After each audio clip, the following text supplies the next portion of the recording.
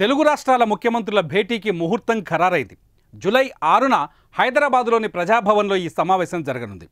AP CM Chandrababu దీనిపై స్వయంగా Telangana CM Revanth రెడ్డికి లేఖ రాశారు.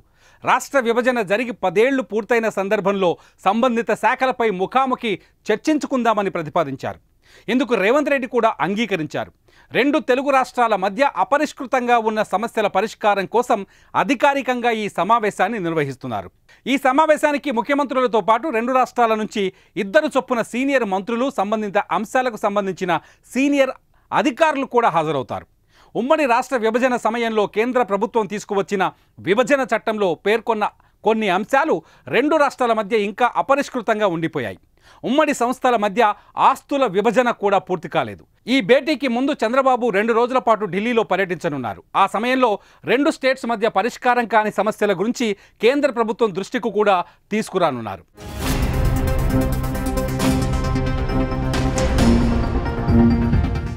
చంద్రబాబు, రేవంత్ ముఖ్యమంత్రుల హోదాలో సమావేశం కావడం ఇదే మొదటిసారి. రేవంత్ రెడ్డి గతంలో చంద్రబాబు నాయకత్వంలో టీడీపీలో పనిచేశారు.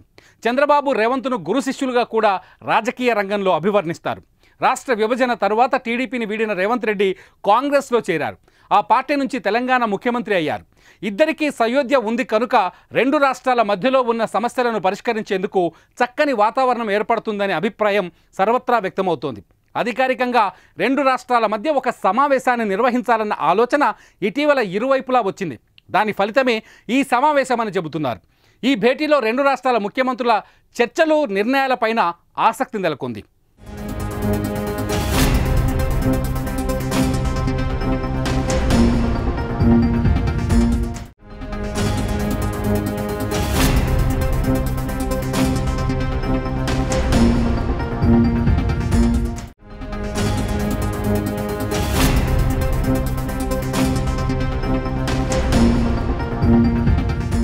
చంద్రబాబు రేవంత్ల భేటీపై ప్రతిపక్ష నేతలు విమర్శలు ఎక్కుపెట్టారు. తెలంగాణ రాష్ట్రం ఏర్పాటైన తొలి రోజుల్లోనే 7 మండలాలను లోయర్ సీలేరు పవర్ ప్రాజెక్టును అన్యాయంగా ఏపీలో కలిపారు.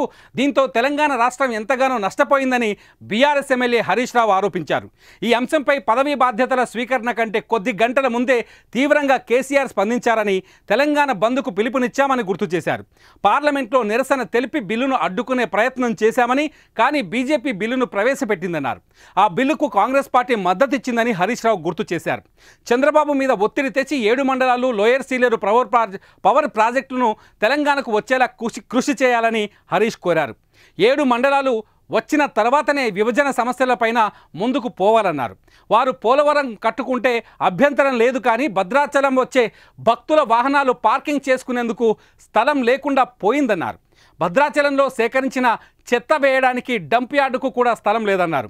ఏపీలో కలిసిన ఆ 7 మండలాలను తిరిగి ఇవ్వాలనేది మొదటి ఎజెండాగా పెట్టుకోవాలని, దీనికోసం రేవంత్ రెడ్డి ఒత్తిడి తేవాలని హరీష్ రావు డిమాండ్ చేశారు.